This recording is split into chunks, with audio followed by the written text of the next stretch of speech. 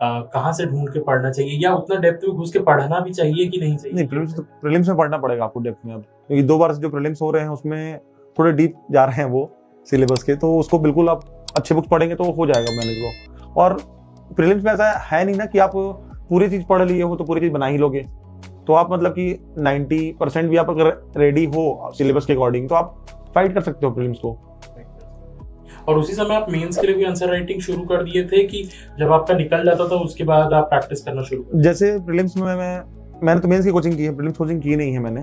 तो मेंस की कोचिंग के टाइम तो हम लोग मेंस कर रहे थे, फिर अचानक से नवंबर में नोटिफिकेशन आता है कि अब प्रीलिम्स में पेपर 2 का मार्क्स नहीं जुड़ेगा। तो हमारी कुछ कोचिंग थी टूटेजा ट्यूटोरियल्स, उन्होंने बोला कि आप छुट्टी लो कोचिंग से सब और आप जाओ पढ़ो प्रीलिम्स को। तो हम लोग प्रीलिम्स पढ़ना स्टार्ट किए नवंबर से ही। फिर पुराने जो क्वेश्चंस थे उसको देखे, और पैटर्न चेंज हो रहा था तो जीएस में ज़्यादा वर्क करना था, तो वो सब किए हम लोग। फिर फरवरी में प्री हुआ तो प्री निकल गया था।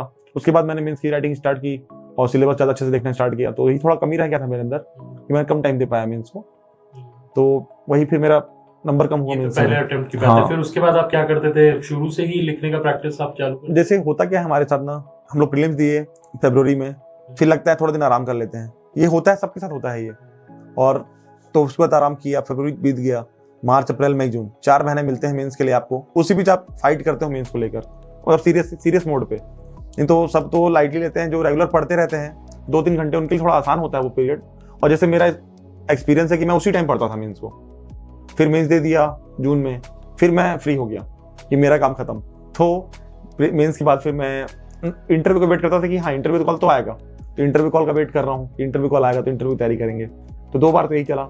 थर्ड टाइम में मुझे लगा कि नहीं भाई 2 बार ऐसा कर चुका हूँ, सिलेक्शन नहीं हो रहा है, तो थोड़ा चेंज करना पड़ेगा स्ट्रेटेजी अपना। तो फिर मैं उसके बाद थोड़ा अपना राइटिंग स्किल इंप्रूव किया हूँ, लिख के दिखाता था सर लोग को कि सर कहाँ पे कमी है क्या। हाँ, और मेंस में ध्यान देना पड़ेगा, ये बहुत जरूरी कि ना आपको क्वेश्चन का डिमांड समझना पड़ेगा। क्वेश्चन में कुछ भी आया है और आप कुछ भी लिख रहे हो तो नहीं बनने वाला। क्वेश्चन में कई बार 2 पार्ट होते हैं, लोग एक ही पार्ट ज़्यादा लिख के आ जाते हैं, तो भी गलत है। तो थोड़ा आपको समझना पड़ेगा क्वेश्चन का डिमांड क्या है। तो वो पुराने क्वेश्चन आप देखेंगे और उसको रिटन प्रैक्टिस करेंगे तो वो हो जाता है।